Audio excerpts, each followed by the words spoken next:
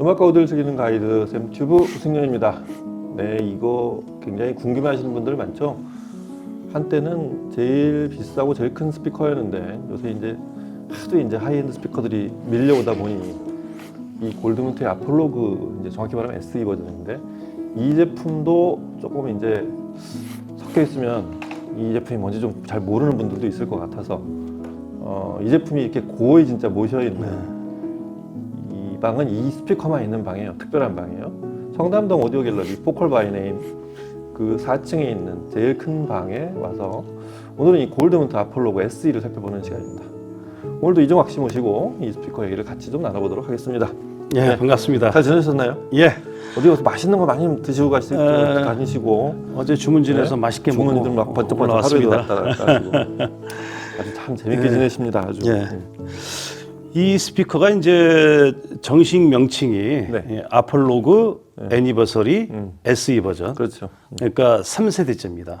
그렇습니다. 최초의 제품이 1987년에 이제 출시가 돼가지고 지금도 사실 보면 파격적인 디자인이잖아요. 근데 87년이라는 시점에서 아폴로가 등장했을 때는 거의 외계인이 만드는 말도 안 되는 컨셉의 무지막지하게 아름다운 제품이죠. 그래서 골드문트 하면은 앰프보다는 오히려 아폴로그를 기억하신 분이 훨씬 많습니다. 네. 구경하기 어려웠어요. 저는 이 제품을 네. 91년에 소위 월간지에서 처음 보고 네. 야, 이런 스피커 우리나라에 있구나. 사진으로만 처음 봤어요. 네. 그러고 나서 이제 좀 살펴보니 그런 미국 뉴욕 현대미술관 얘기 뭐 이런 게 나오는데 이 스피커 디자인이나 이런 것들이 일단 소리나 제품의 구조를 얘기하기 전에 스토리가 좀 있잖아요. 그러니까 이제 이걸 설계하신 분이 이태리의 유명한 분이죠. 클라우디오 로타 로리아라는 분인데 현대 미술계의 거장이죠. 이제 그 개인 작품전만 한 130회 이상 했고 그 그룹전이라고 그러잖아요. 여러 사람에서 같이 컬렉션 하는 거 그것도 400회 이상 했으니까. 근데 이제 이분은 이제 그림이라든가 조명, 그 다음에 설치 미술, 또 그 서피스라고 해서 이제 표면에 대한 질감까지.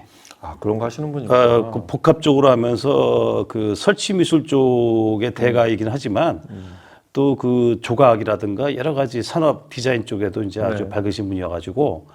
근데 저는 사실 그 미셸 레버르숑 그분이 이제 어떻게 보면 저한테 이제 스승 같은 분인데 20여 년 동안 열 몇 번을 제가 만나서 인터뷰를 했으니까. 그래서 그분하고 인터뷰할 때마다 하나씩 배우는 편인데 87년이라는 시점에서 그 골드문트는 그렇게 큰 회사는 아니었잖아요.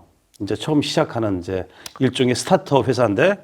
그렇죠. 대학생들이 만든 기술을 가지고 이제 그 처음으로 토남과 이제 선택을 만들었던. 그래서 미셸 레버르숑이 그 사람들의 기술을 인정해서 회사를 매입을 해가지고 이제 본격적으로 오디오 회사로 설립하는 과정에서 과감하게 이태리의 그 현대 미술의 거장을 초빙해서 그게 큰 수였죠, 아주. 우리랑 같이 한번 제품을 만들어 보자 해가지고 그런 그 아폴로그를 만들어냈다는 그 발상 자체가 역시 골드문트답다.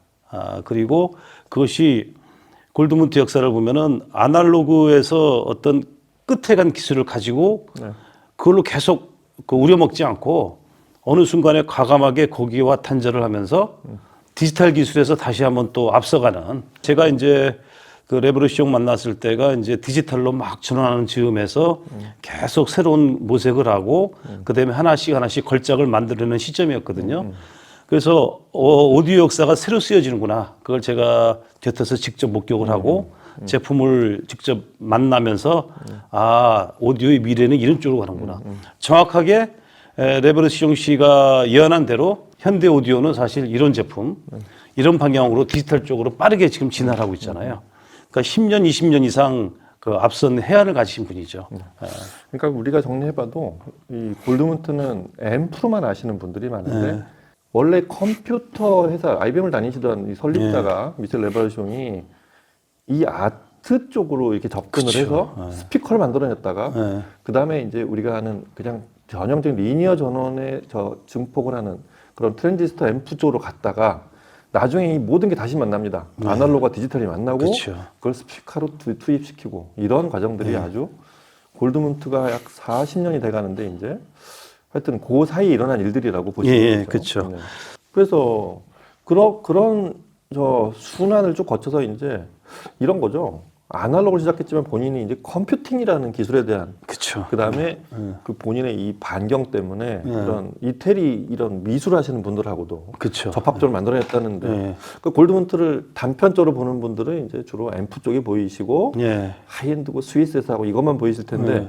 사실 인터내셔널이면서도 이런 반경이 넓은 회사라는 걸 이 스피커 하나만으로도 다 볼 수 있습니다.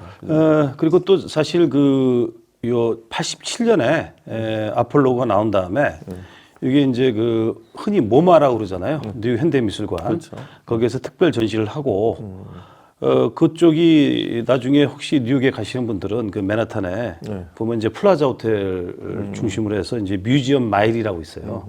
그래서 모마에서 시작해서 뭐 메트로폴리탄이라든가 구겐하임 저는 그 한번 날 잡고 돈 적이 있거든요.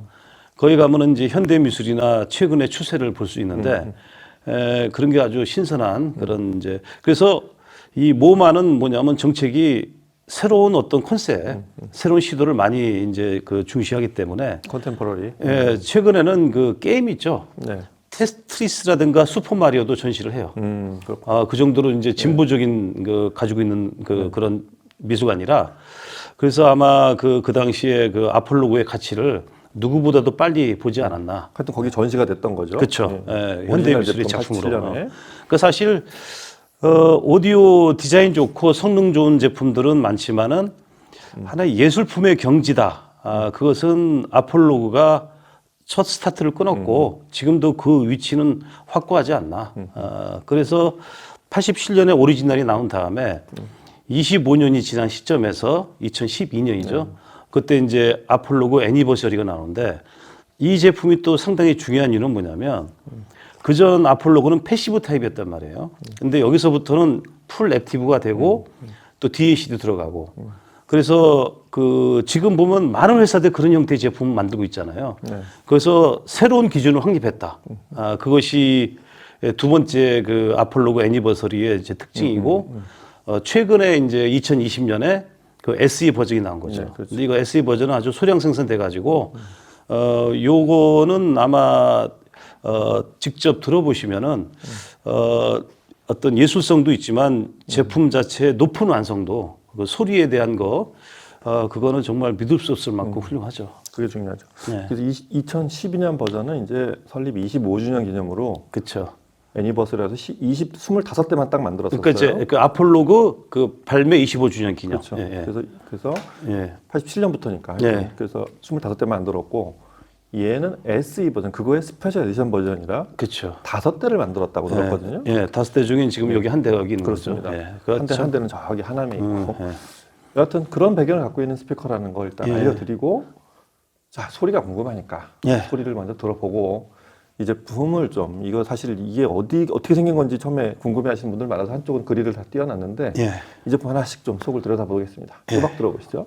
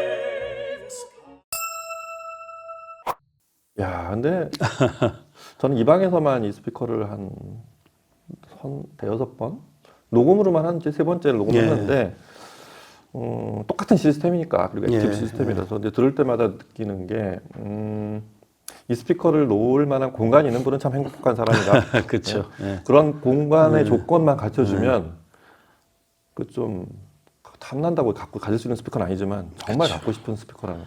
그렇죠. 이 안에 이제 뭐 수많은 기술들, 이제 네. 골드문트가 그동안 자랑했던 이제 뭐 메카니컬 모든 게다 그라운딩, 들어있죠. 서멀 그라운딩, 또 텔로스, 엘리제, 레오나르도 수많은 기술들이 다 응축돼 있기 때문에 그렇죠. 사실 그 골드문트 하면 앰프만 생각하시는 분들이 많은데 사실 골드문트가 현재 위치해 있는 것은 바로 이 스피커에서 모든 것을 통합해 가지고 그렇습니다. 그래서 이제 완벽하게 하나의 그 골드문트 사운드를 실현했다는 거. 그걸 이제 봐야 되고요. 그럼 잠깐 이제 스피커 구조를 제가 잠깐 그렇죠. 설명할게요. 설명 좀 해주시죠. 예. 여기 보면 이게 이제 포웨이 방식입니다. 그러니까 여기 슈퍼 트위터 있고 트위터 있죠. 그다음에 이제 미드, 그다음에 이제 우퍼 두 발. 그래서 포웨이고 드라이버는 총 6개가 들어 있죠. 예. 여기서 제일 보면은 그리고 이제 뒤에 하나씩 이게 5개 블록이잖아요. 여기 다 앰프가 들어가 있습니다.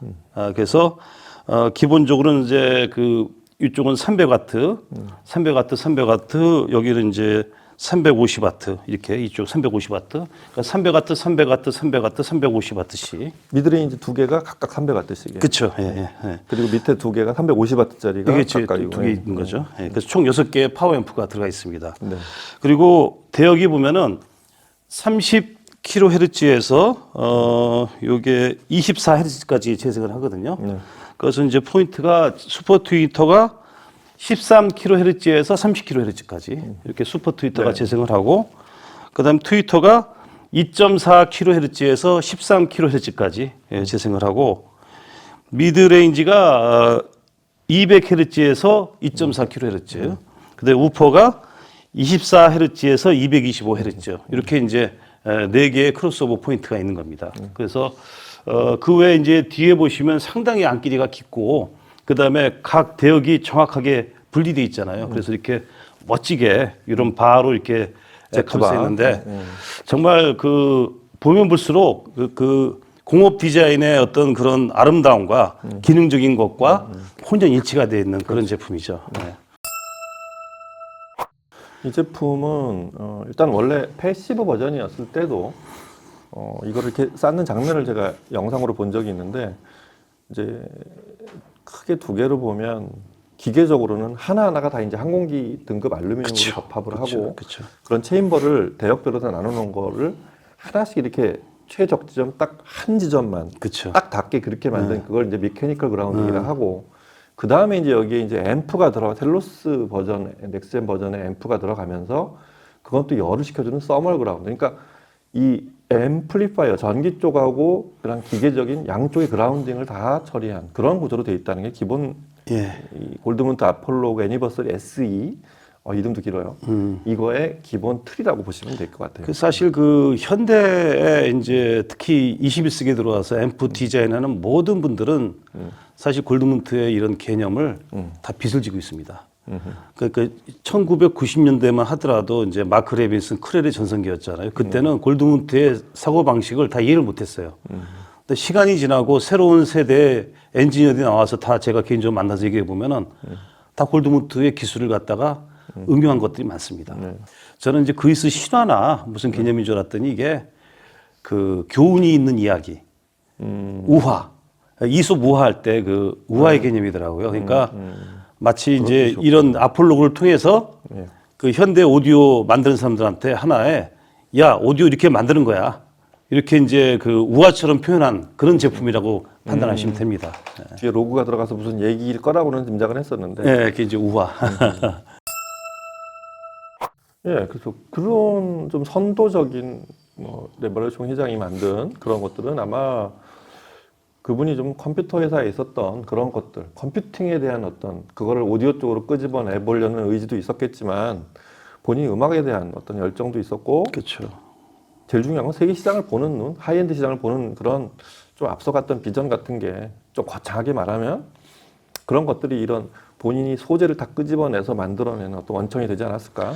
그리고 또 사실 제가 이제 그 레버리숑 씨를 여러 번 만나면서 느낀 게 그분은 어떤 신비한이랄까 아니면 이제 예술을 즐기는 그런 어떤 그 코니셔 어떤 그런 멋진 그런 그 감각을 가지고 계십니다. 그러니까 이런 제품 디자인이나 외관을 봐도 다른 회사하고 확실히 구별이 되잖아요. 그래서 그 미에 대한 그 센스나 안목이 대단한 분이세요. 골드문트 스타일이 있죠. 예, 그래서 그 미학이 있잖아요. 소리를 들어보면은. 그러니까 단순히 소리 잘 내는 것이 아니라 골드문트가 가지고 있는 사운드 철학이나 미학이 상당히 매력적으로 다가오거든요. 저희는 이제 그런 소리를 또 좋아하고 있고. 그리고 이제 요 제품을 들어보시면은 이제 그 전 대역이 거의 그 하나 흐트러짐 없이 마치 하나의 드라이버에서 나는 것처럼 정확하게 위상이 일치하잖아요. 사실 그 부분이 제일 핵심적인 기술이에요. 예. 이렇게 대역을 나눴지만은 들어보면은 그냥 큰 드라이버 하나에서 모든 음악이 나오는 듯한 일체감. 그것은 사실 개별적인 스피커하고 앰프하고 조합해서는 불가능한 그런 단계거든요. 그래서 왜 여기다가 다 앰프를 넣고 그 DAC를 넣는가? 그것은 어떤 통합된 소리, 그것을 추구한 거거든요. 근데 이런 개념들이 요게 애니버셔리 버전이 2010년대 초반에 나왔을 때도 시장에 그런 제품이 거의 없었는데 지금은 다 그런 제품들 나오잖아요. 이제 뒤늦게 안 거죠. 아, 이렇게 가는 거구나. 뭐 이렇게 하여튼 모든 산업이 그렇지만 하나가 선도를 해서 그쵸. 거기서 이제 그걸 기반으로 진화를 하고 이런 과정, 거기서 또 다음이 나오고 이렇게 가는 건데 이런 모듈식으로 유닛을 각 대역별로 나눴던 그런 스피커는 아폴로가 가장 최초였었던 그렇죠. 거라고 그렇게 분명하죠. 생각이 들고요. 그건 분명하죠. 분명하죠. 그런 거에 또 그렇게 모듈을 나눈 이유도 되게 선명하게 지금 이 스피커를 들어보면 각 대역의 소리가 개별적으로 서로 간섭을 그치.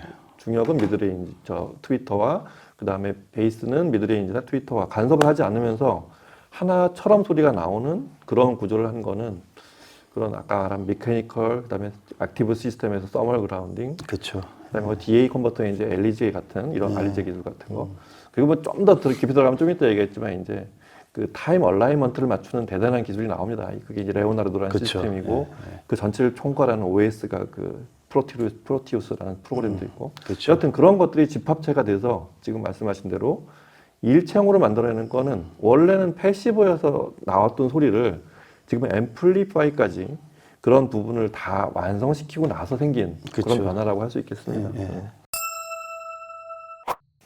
자, 그래서 그러면 음악을 들어보면 네. 일단 사실은 뭐 장르를 구분하지 않는다는 거 이건 이제 이 정도 제품에서는 장르 구분이 무의미하죠. 그렇죠. 네, 무의미해요. 일단 대역이 넓기도 하면서 네. 이런 게 있어요. 좀 그러니까 이 스피커를 보면 제일 먼저 듣고 싶은 음악이 좀 지금 한스 지머가 크림슨 타이드의 이제 오케스트라 버전인데 네. 그런 곡 이렇게 뭔가 좀 야 이거는 우리나라가 잘 됐으면 좋겠다 이런 막 애국심이 불러일으킬 정도의 이건 물론 무대가 러시아 쪽이었지만 크림슨 타이드는 그런 아주 뭐 바그너가 독일에서 그랬듯이 그런 마음이 불러일으키는 그런 어떤 저 밑에서 끌어올리는 그런 그렇죠. 핵 같은 소리 이런 소리가 들린다는 게 일단은 놀라워요. 그러니까 이제 그 하이엔드 오디오를 잘못 운용하면은 그냥 소리만 아우성을 치고 쏟아지기만 하잖아요. 근데 이 제품에는 그 음악이 가지고 있는 그 핵, 코어, 그 다음에 전달하고 싶은 그런 메시지 그런 것이 명료하게 드러나죠. 사실 이렇게 소리가 나야 되거든요. 그렇습니다. 그런 게 일단 특히 제일 먼저 듣고 싶은 곡이자 역시 들어봤더니 제일 먼저 다가오는 곡이었고 그 처음에 들었던 그 이제 장르가 이제 재즈 쪽이지만 그렇죠. 그 블루트레인의 이제 존 콜트레인 버전이 아니라 GRP의 이제 모든 스타들이 나와서 만든 사실 빅밴드 구성의 그렇게 연주한 블루트레인인데 존 콜트레인의 버전이 좀 무대가 좁고 그 음색 위주로 듣는 색소폰이라 한다면 이 버전은 좀 다이나믹하고 그렇죠. 좀 무대가 이렇게 아주 쫙 쾌활하게 펼쳐지고 그런 좀 깔끔한 느낌?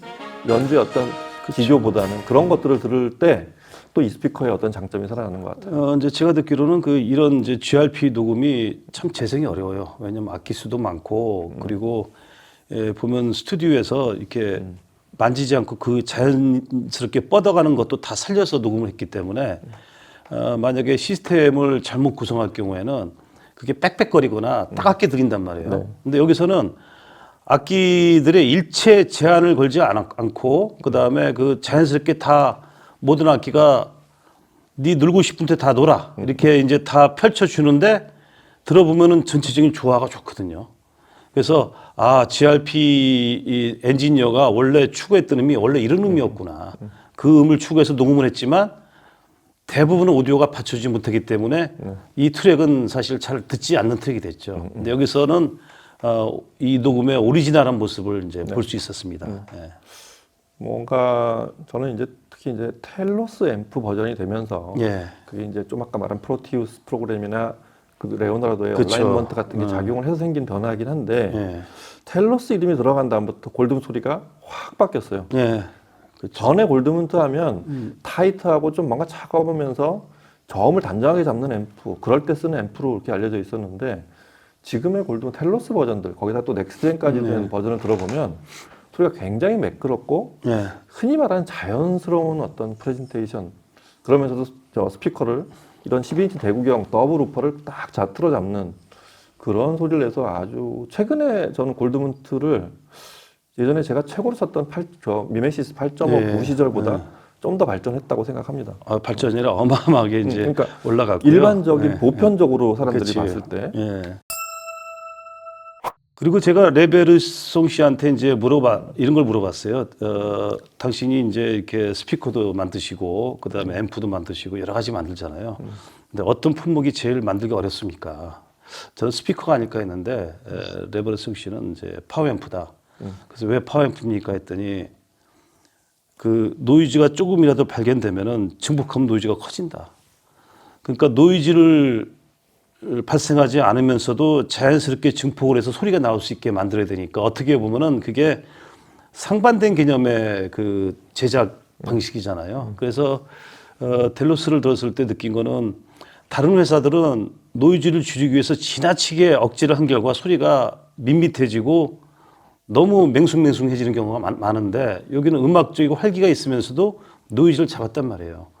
그게 바로 이제 레베르송 씨가 그 얘기했던 파워 앰프의 숙명적인 그런 결함을 텔로스로서 극복한 거죠. 이게 상당히 위대한 기술이라고 봅니다. 제가 보기에도 골드문트가 가장 발전한 부분은 예. 역시 앰플리파이어 최근에 그렇죠.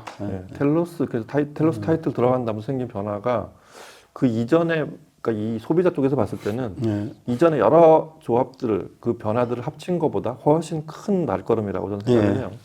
그리고 이제 스피커에 관해서는 이제 베로니크 박사가 이제 그 가세하면서 이분이 원래 천재 수학자거든요. 수학자. 천재 수학자인데 이 스피커가 작동하면서 여기서 발생할 수 있는 모든 요소들을 다 수학으로 숫자로 환원을 해서 정확하게 계산을 해서 응용을 했기 때문에 이 모든 게 다 완벽하게 계산돼 있습니다. 그래서 그 스피커의 이런 모든 기술을 담아낼 수 있는 가장 큰 이유 중에 하나는 역시 베로니크 박사가 이제 가세하면서 그 기술이 구현이 된 거죠. 실제 스피커로서. 그것도 상당히 큰 성과고 그게 바로 또 이제 극단적으로 궁극적으로 구현된 게 바로 이제 이 SE 버전입니다. 아폴로그에. 보면 그런 이론을 창안하고 새로운 걸 도입하려는 시도들은 무수히 많은데 그런 수학적 노력이 왜 아이디어가 없었겠어요. 근데 그치. 그걸 실현시켰다는 게 중요한 예, 거죠. 그거는 경험론에서 해결이 될 수 있는 그렇죠. 골드문트 같은 이제 40년에 달하는 이런 히스토리로 만들어낼 수 있었던 게가 있던 것 같아요. 그렇죠. 최종 튜닝은 또 이제 레베르송 씨가 하는데 원래 대외적으로는 자기는 이제 그 별로 튜닝에 관여하지 않는다고 하지만 사실은 밤을 새워서 듣고 무지하게 고민해서 이제 튜닝을 하신다고 그래요. 근데 이제 밖에 나는 이제 이렇게 얘기를 안 하지만 그래서 역시 제품 전체적으로 보면 일관된 음향 철학이 보이잖아요. 그런 것도 하나의 큰 강점이죠. 그렇습니다. 그래서 이 골드문트 애니버서리, 아폴로그 애니버서리 SE로 볼 수 있는, 들을 수 있는 사실은 좀 더 큰 장점은 이 스피커는 이제 무선과 SPDIF 두 개 입력을 다 받을 수 있는데 그렇죠. 블루레이 같은 여기는 지금 4K 플레이어 저기 지금 최고 플레이어죠 골드문트에서 이런 플레이어로 이런 동영상을 재생해 보면 사실 그때가 제일 극대화되는 것 같아요. 그쵸. 이 영상을 이 거대한 이 1.8m쯤 되는 이 사이즈 예, 사이에서 예. 그런 200인치 스크린을 펼쳐놓고 소리와 함께 들을 때 사실은 이 높이 수직 높이가 1.8 정확히 모르지만 예. 2m가 좀 안 되는 이 높이로 들으면 실제 오페라 극장에서 연주하는 그 오케스트라의 반경 예. 높이 그 음의 영역이 그 정도가 되지 않을까라는 생각이 들어서 그건 정말 리얼한 상황이 되는 그런 게 지금 영상을 볼 때가 아닌가 싶어요. 그래서 사실 이 방에 그런 예. 대형 스크린이 있는 이유가 그래서 그런 것 같고요.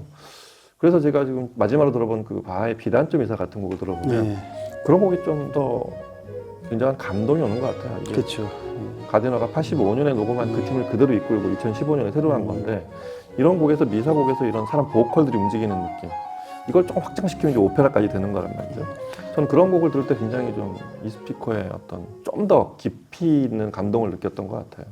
그 제가 언젠가 그 레베르시우 씨가 이제 이런 말씀을 했습니다. 그 앞으로 미래 그 오디오 애호가의 집은 이제 그 전에는 뭐 앰프 뭐 이게 수쓰기 복잡하게 이렇게 다이 갖다 놓고 뭐 손도 많이 들고 그러나 앞으로는 그냥 스피커 안에 모든 게 담겨 있어가지고 그 두 개만 스피커만 보이고 네. 벽 한쪽은 디스플레이 이렇게 심플한 방식으로 갈 것이다 미래는. 근데 정확하게 지금 그 방식으로 그 방향대로 가고 있잖아요. 예. 디지털 모듈이 나올 때 저희가 디클라싱 폭이 나올 때 이미 그런 예측을 했었죠. 예. 앞으로 액티브 스피커의 전성기가 올 거다. 근데 그렇죠.